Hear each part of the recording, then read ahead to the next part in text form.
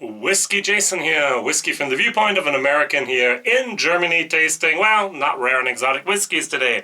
I'm doing a Wild Turkey blind flight. So somewhere here I have a 12-year-old Wild Turkey 101. Ooh, Japanese only.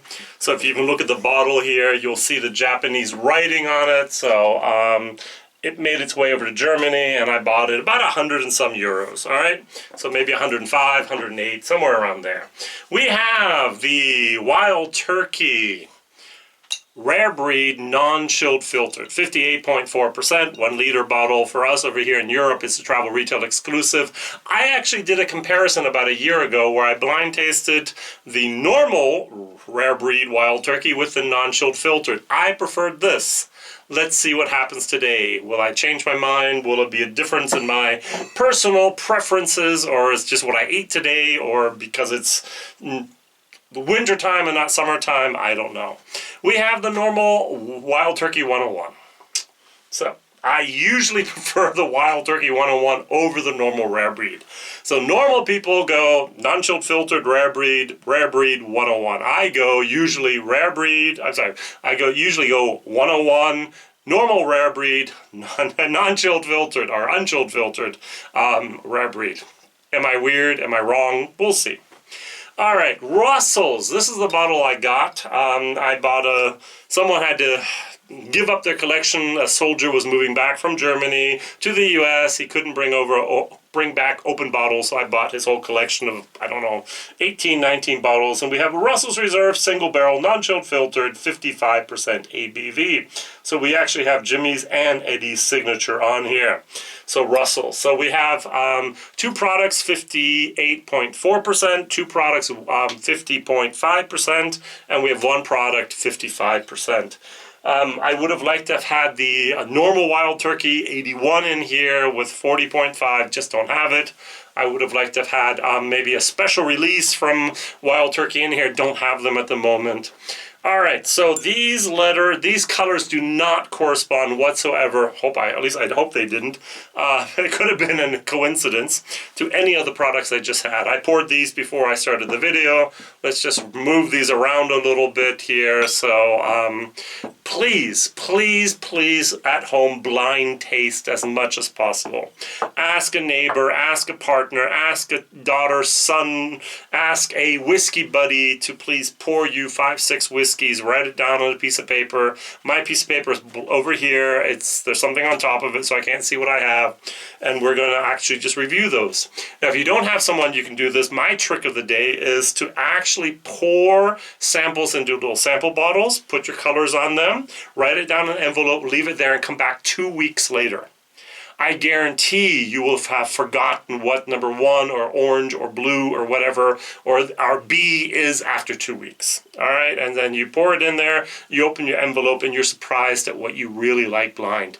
Blind tasting is one of the best ways to learn about your preference for taste. Now, I personally am of the opinion that Wild Turkey makes good stuff. Just like in Scotland, single malt Scotch, what they do basically is day and night, more or less, depends when you're at, 5 days a week, 6 days a week, 7 days a week. They basically use exactly the same ingredients to make the same product. The only difference is the cask maturation, all right? So we have here Wild Turkey, basically a column still, run, I don't know if it's 6 days a week usually, and then the 7th day they use for cleaning, a little bit of rest. And you put the same grain in there, you have the same cut points on the column still, and it comes out at the same ABV every single day, every single hour, every single week of every single year. The only difference you have is new oak casks. You can take something from International Safe Company or a Kevlar, Kelvin, or you could take maybe something with longer aged, longer air dried or heavily charred or lightly toasted or whatever. But usually it's just where it is in the warehouse and how long you let it age. And the major difference we have here is the ABV. All right, so I think Wild Turkey makes great, great products. Now, just a tiny, tiny little 2-minute history lesson, okay? So we have the year 1855. That was John Rippey. he actually built a distillery in Kentucky. In 1869, the Rippey Distillery was actually built here on the Kentucky River in Lawrenceburg, Kentucky, on the so-called Wild Turkey Hill. Now, the distillery closed 1919 due to Prohibition, opened up again in 1933. And in 1940, we have Thomas McCarthy. He was the manager of the Rippey Distillery. He went turkey hunting with his friends, wild turkey hunting. And each year he'd bring a bottle of his own products. And then the next year they'd say, hey, bring that wild turkey whiskey. And the name was born. Yay, turkey hunt. So what many of us do not know that actually we have the company called Austin Nichols. And it actually belonged to something that turned into Grand Metropolitan, which turned into Diageo. So Wild Turkey was, until 1980, today in our words, a Diageo distillery. They sold it to Pernod Ricard, which then sold it in 2009 to Campari, the owners today. So Campari, a year and a half ago, bought Wilderness Trail, and so I hope Wild Turkey does not start mixing their Kentucky Straight Bourbon from Wilderness Trail together with the Wild Turkey. They're allowed to. It's still Kentucky Straight Bourbon whiskey. You can put as many different distilleries together as you want and still call it Kentucky Straight Bourbon, as long as it's from the same state. Only Bottle and Bond prohibits that. And since Campari with Wild Turkey, I don't know of a single Bottle and Bond product. They could actually use some of the stock maturing at Wilderness Trail to substitute some of the, or help stretch some of the normal Wild Turkey stuff. All right, good. Would not be forbidden by law, let's say that. I hope it's forbidden by the ethics of the bourbon drinker, but who knows. All right, so I have pink somewhere here. Let's call it red. All right, we have orange somewhere here. We have black somewhere here. We have silver somewhere here. And we have blue somewhere here. I'm just going to nose them, and then I'm going to taste them, and I'm going to retaste them and give you my personal evaluation. I'm going to write down some notes here, and then I will review what is. I really don't know. All right, on the nose we have red. The red I like. Red, I get something fruity here, a little bit more of wood, a little bit more maybe even alcohol there. That's a good one. I like. We have the orange. The orange is very fruity, but it's weak. This is a 50.5% product, and I don't think it's a standard 101. So at the moment, this is the right order. Let's go over to black. Ooh, black is very fruity. Black has a little bit more of wood. I think I like black better than I do the red. Yes, I do. Black is nice. So we have the silver. Oh, okay. I'm not sure about the silver. Let's go with the orange. At the moment, I'm going to leave silver the where it is, and then we're going to go for blue. Blue is weak as well. I think blue...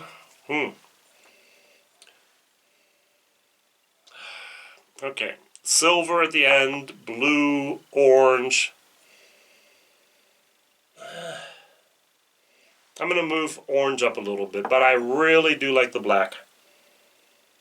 All right, so black, orange, red, blue, and then the silver. We're going to taste from the weakest to the best. Now, on the nose, these are all products between a B- and a C+.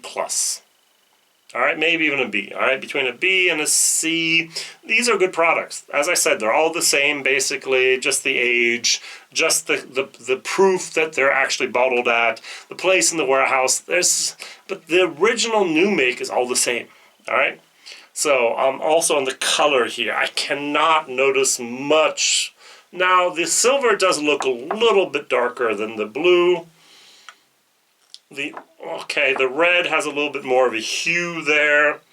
The orange is a little bit more of a golden color. There's a little bit of a difference here, but not much, all right? Okay, yeah, the blue is the lightest of them all. Now also the color. The color has to do with the amount of water added, all right? You take a product that's maybe 60-some% ABV, 120 proof, you cut it down to 101, 50.5% ABV. The more water you add, the less color's there. So there should be a difference a little bit in the ABV as well as the color here.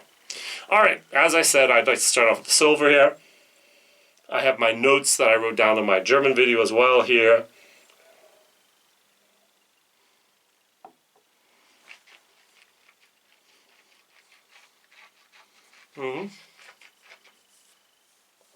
The silver has a little bit of heat. The silver has a little bit of wood.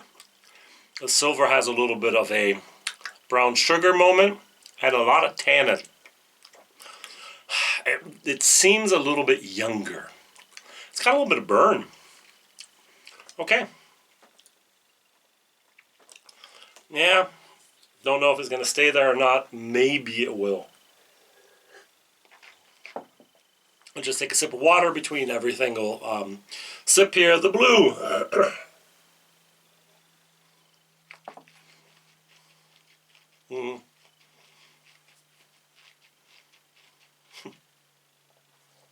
I do recognize that the blue has less alcohol. I do like the blue. It's balanced. There's a tiny little bit of a pine pitch moment going on there. That sticky pine pitch. But at this moment, I would put the blue in front of the silver. I'll go back and try again. The red. A little bit of water here. I'm going to have to refill my water. The question of the day is here, what is your favorite Wild Turkey product? Now, Wild Turkey and Campari have been setting out some limited editions at prices, I think of the Voyage with the rum, at prices that are just prohibitive for me. I'm just not willing to pay 300 plus euros for a bottle of Wild Turkey. I don't care what they did to it. It's just too expensive for me. Especially when I can get a nice rare breed, especially when I can get a nice 101, especially when I can sometimes, and Russel's is not very commonly available over here in Europe, at least in Germany. I'm not going to do that instead. I'm just going to stick with the Russells, all right? So we have had the father and son. I think it was a 13-year-old. Every once in a while, there's a special edition of Kentucky Spirit that comes out, and there's not much. But these are the main things. Even the Russell is a little bit special. And of course, the 12-year-old Wild Turkey 101 is very, very special. All right, good. So have I tried the red one yet? Let's go there. I lost my train of thought. Oh, no.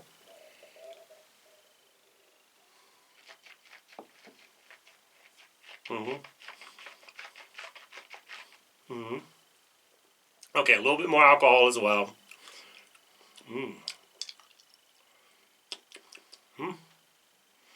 I'm going to put the blue in front of the red.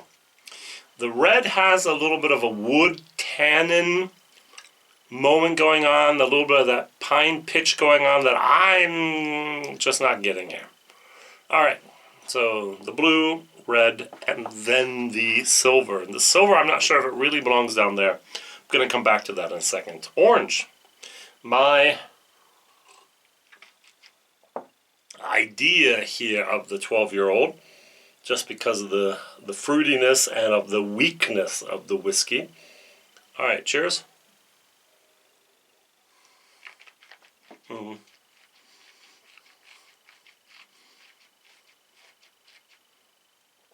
Wow. Now there's a wonderful aftertaste. This has a lot of complexity going on, but it is much weaker in proof than everything else, except for maybe the blue one. Would I prefer the orange over the blue? Yes. Gonna come back to this in a second.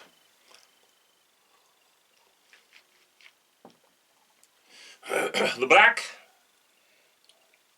like the nose, really do. Mm. Mm.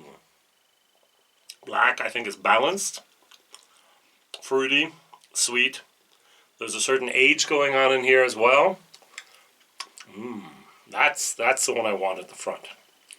Now, my problem is, I think I misinterpret the silver. Let's go back real quick. Think about the silver one for a moment.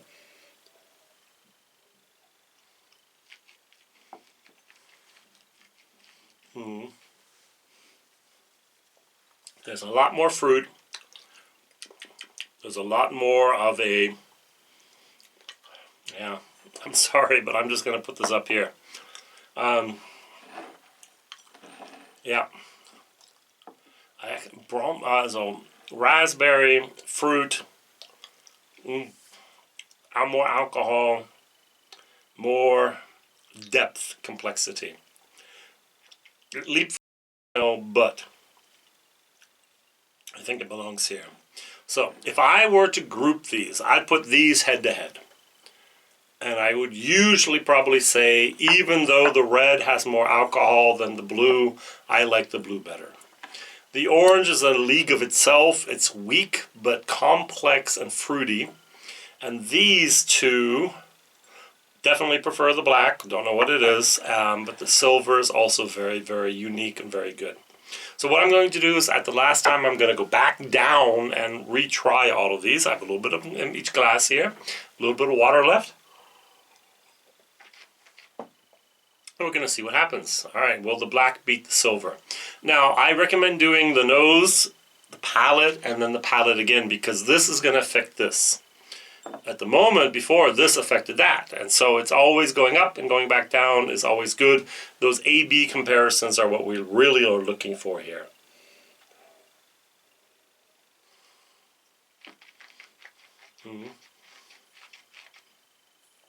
Some people compile the nose, the flavor, the aftertaste, and maybe even the look, maybe even the texture, the mouthfeel, and then they make a total. I do primarily the taste and a little bit of the nose if there has to be a tiebreaker.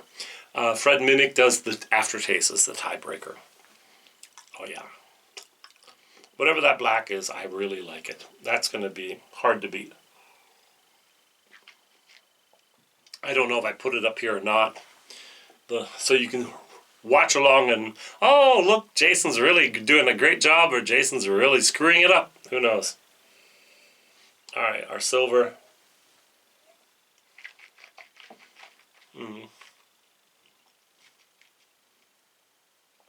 I like black better. But the silver has a fruitiness. The silver has a balance. The silver has a tiny little bit of wood. Silver is nice, but black is better. I can't pick them out. Which one's the Russell's, which one's the rare breed, which one's the non-chilled filtered rare breed. I can't do that. I can just say, hey, this has 101 and this has 55 to 58%. This is the complex.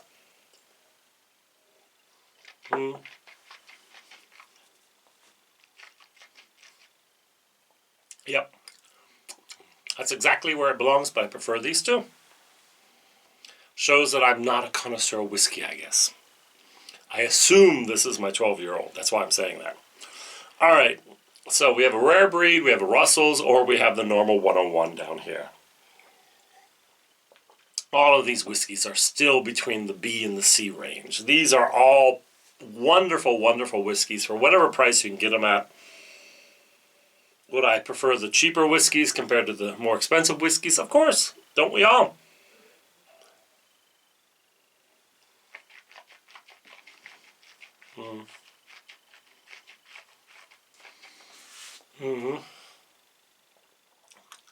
I think that's a 101. We'll see. I like. And the question is this my rare breed non-chilled filter, or is this my standard rare breed? I even get the nice fruity moments here on the blue one. All right, the red one. The red one has more astringency, more alcohol, more tannins, more. I think this is going to be my non-chilled filtered rare breed. So that would mean that either Russell's and the normal rare breed should be here. This should be the 12-year-old. This should be the 101, and this should be my non-chilled filtered, if I'm right. So, all right, let's take a look. I have my list here. We have red at the bottom. Red is going to be our standard rare breed. Uh-oh, Jason did not do a good job here. All right, blue is going to be our standard 101. As I've said so many times, I prefer the 101 over the rare breed.